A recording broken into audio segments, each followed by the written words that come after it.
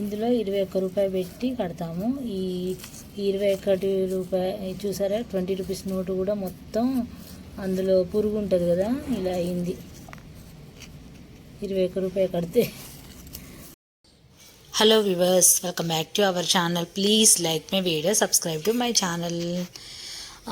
Thursday vlog, అలాగే నేను Wednesday రోజు చికెన్ సూప్ చేశాను, అది కూడా వీడియో చివరిలో చూపిస్తాను.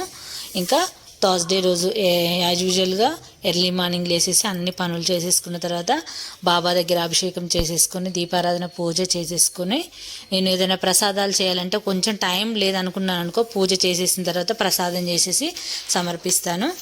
అంటే టైం ఒకవేళ లేట్ అయింది ఇవాళ ఏ కారణం చేత అయినా అనుకున్నప్పుడు పూజ అంతా అయిపోయిన తర్వాత ప్రసాదం చేస్తాను. నేను అలాగే ఒకవైపు వంట చేస్తూ బెల్లంతో చేశాను సేమియా, చాలా చాలా బాగుంది. ముందైతే నేను ఇక్కడ మొత్తం జీడిపప్పు, బాదము, అలాగే సేమియా ఒకే దాంట్లో కలిపి వేయించుకున్నాను. బెల్లాన్ని కరగబెట్టి కొంచెం బాయిల్ చేసుకొని పక్కన పెట్టుకున్నాను. అది పూర్తిగా చల్లారిన తర్వాతనే ఇది కూడా మొత్తం చల్లారిన తర్వాతనే రెండు మిక్స్ చేయాలి. దీనికోసం పాలు కూడా మరిగిస్తున్నాను.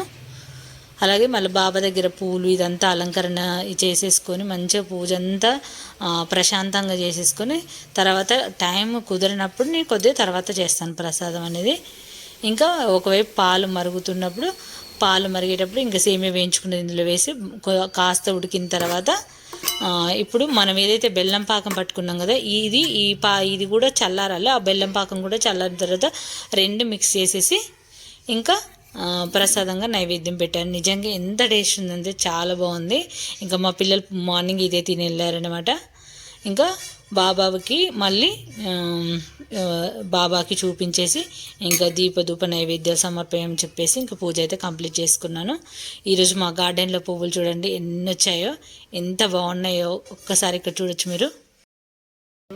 కరివేపాకు చూడండి ఫ్రెండ్స్, ఎంత ఫ్రెష్గా ఎంత హెల్దీగా ఉందో.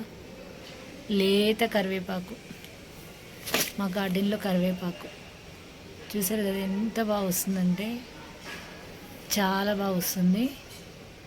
ఎవ్రీడే మార్నింగ్ వంటలోకి ఇదే నేను కోసుకెళ్తాను. టేస్ట్ కూడా అప్పటికప్పుడు కోసేసాం కాబట్టి బాగుంటుంది, ఫ్రెష్ లేతది. ఇదిగో చూడండి ఎంత లేత చిగుర్లు. మీరు ఎప్పుడైనా కరివేపాకు పెంచుకొని ఉంటే బాగా చిగుర్లు రావాలంటే ఎప్సమ్ సాల్ట్ వేయండి, చాలా బాగా వస్తుంది. బియ్యం కడిగిన వాటర్, అట్లీస్ట్ రోజు బియ్యం కడిగిన వాటర్ ఇవ్వండి. ఫస్ట్ కడిగి నానబెడతాం కదా, ఆ వాటర్ ఇవ్వండి, కింద వంపేయొద్దు. అవి వీటికి స్టోర్ చేసి ఇవ్వండి. చూసారు కదా ఎంత బాగా వచ్చిందో. అయితే ఇంకా బాగా కనిపిస్తుంది. చూడండి ఎంత లేతగా. నాకు ఇంకా బయట అసలు కొనాల్సిన పని లేదు, నా గార్డెన్లోది నాకు సరిపోతుంది. రెండు చెట్లు అన్నమాట, ఈ చెట్టుది కోస్తాను, ఈ చెట్టుది కోస్తాను, మళ్ళీ చిగుర్లు వస్తూ ఉంటాయి కొత్తగా. నా గార్డెన్లో చామంతులు చూడండి, ఇవి నాటు చామంతులు. ఇవి దాదాపు ఏప్రిల్ ఎండ్ వరకు కూడా పూస్తూ ఉంటాయి, గుత్తులుగా పూస్తున్నాయి. వాడిన ఈ పువ్వులు ఇవన్నీ కూడా మొక్కలకి వేసానుకో మంచిగా ఎరువులాగా తయారవుతుంది. ఏదైనా సరే ప్రసాదాలు ఏదైనా తినకుండా మిగిలిపోయినవి ఉంటాయి కదా, అంటే మనం మర్చిపోయిన అవన్నీ కూడా ఇలా మొక్కలకి ఇవ్వచ్చు. సంకటహార చతుర్థికి నేను కట్టిన ముడుపులు, అంటే కోరిక తీరిన తర్వాతే ముడిపిప్పాలి. నా కోరిక తీరేసరికి ఇగో ఇందులో కట్టిన బియ్యం చూసారా పిండి అయిపోయింది. నేను కట్టిన బియ్యం అసలు ఆల్రెడీ మిల్లు పట్టాల్సిన అవసరం లేదు, ఇంకా ఎంత బాగా అయిపోయింది చూస్తారా. ఇంక ఇది కూడా మొక్కలకి వేస్తాను. ఇంక ఇలా అయిందాన్ని మామూలుగా మన కోరిక తీరిన తర్వాత ఇవి అదే ఉండ్రాలు చేసి కానీ కుడుములు చేసి కానీ స్వామివారికి పెట్టాలి. కానీ ఇక నా కోరిక చేసేసరికి ఇలా అయిపోయింది కాబట్టి చూడండి మొత్తం ఈ క్లాత్లోంచి బయటకు వచ్చేసింది. ఇంక వీటిని మొక్కలకే వేస్తాను. ఇందులో 21 రూపాయి పెట్టి కడతాము.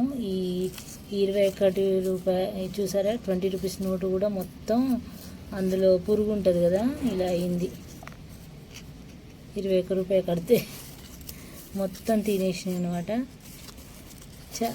ఎలా అయిపోయింది అనిపిస్తుంది. ఇది మన చేతిలో ఏం లేదు, మరి అది మనం తీరినప్పుడే మనము ఇది తీయాలి కాబట్టి ఇంకా ఇలా అయిపోతుంది. అందుకే బియ్యం కొన్నే కట్టుకోవాలి. ఇక నుంచి నేను కాయిన్సే పెడతాను, నోట్లు కూడా పెట్టాను. ఇంకా ఇలా అయిపోయినాయి బియ్యం. ఇంక ఇవన్నీ మొక్కలకి వేస్తాను, ఇంక ఇవి మనం ఏం చేయలేం కదా. ఇంకా మొక్కలకి వేసేస్తా. ఈ నోటు కూడా ఇంకా పనికిరాదన్నమాట.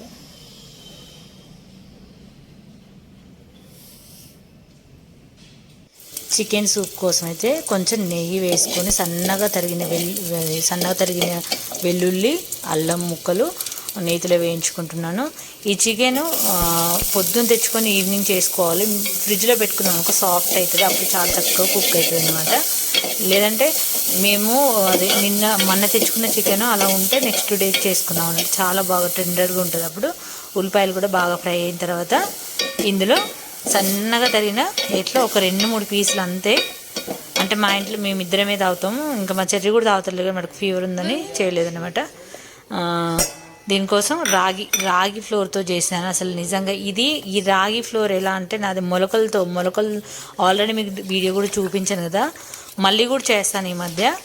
రాగులు నానబెట్టుకుని మొలకలు చేసుకున్న పౌడర్ ఇది వాటర్లో ఉండలు లేకుండా కలిపేసుకొని ఈ చికెన్ కాస్త ఫ్రై అయిన తర్వాత బాగా ఈ వాటర్ అంతా ఇందులో వేసి, ఇంకా ఇందులో పచ్చిమిర్చి కూడా వేయాలి కానీ నేను మర్చిపోయాను వేయటం. పచ్చిమిర్చి కూడా వేస్తే కొంచెం స్పైసీగా ఉంటుంది, బాగుంటుంది. ఇంక ఇదంతా కొంచెం పలచగా ఇంకా కొన్ని వాటర్ యాడ్ చేసేసుకొని ఇది బాగా బాయిల్ అయిన తర్వాత పెప్పర్ ఉంటుంది కదా, పెప్పర్ పౌడర్ వేసుకోవడమే. పెప్పర్ని కొంచెం వేయించి పెప్పర్లను వాటిని పొడి చేసి వేసాను. నిజంగా మా రిత్విక్ స్కూల్ నుంచి రాగానే 2 కప్పులు లేపేశాడు. నేనైతే ఇలా బాయిల్ అవ్వడం ఆలస్యం స్టవ్ ఆఫ్ చేసి ఆ వేడిగా మూతిగా అల్లుతున్న కొద్ది తాగిన అసలు ఎంత బాగుందంటే నిజంగా. మనము బయట ఎక్కడ తాగినా కూడా ఈ టేస్ట్ అయితే నాకు ఎప్పుడూ రాలేదు ఫ్రెండ్స్. అసలు చాలా బాగుంది. అసలు ఎంత బాగుందంటే అసలు ఆ ఫీల్ నేను చెప్పలేని మాటల్లో, చాలా బాగుంది. నాకు కూడా ఈ మధ్య థ్రోట్ కొంచెం ఇన్ఫెక్షన్ ఇట్లా అనిపించింది, అందుకే చేసుకున్నాను అనమాట. తప్పకుండా ట్రై చేయండి. మీ దగ్గర మామూలు రాగి ఫ్లోర్ ఉన్నా కూడా మీరు చేసుకోండి. ఒక్కసారి ట్రై చేసి చూడండి, టేస్ట్ మాత్రం మీరే అసలు చూస్తారు. నేనైతే ఎన్నో బయట ఎప్పుడు తాగాను కానీ అసలు ఎప్పుడు కూడా ఇంత మంచి టేస్ట్ అయితే రాలేదు. ట్రస్ట్ మీ ఫ్రెండ్స్, చాలా బాగుంది. అంత బాగుంది కాబట్టి నేను అంతగానో చెప్తున్నాను. తప్పకుండా ట్రై చేయండి. అంటే ఈ చలికాలంలో మనకి ఎప్పుడు కాఫీలు టీలు తాగుతూ ఉంటాం కదా, అలా కాఫీలు టీలు ఎక్కువ తాగకుండా ఇలా చేసుకోండి. ఈ వీడియో నచ్చితే లైక్ చేయండి, ఛానల్ని సబ్స్క్రైబ్ చేసుకోండి.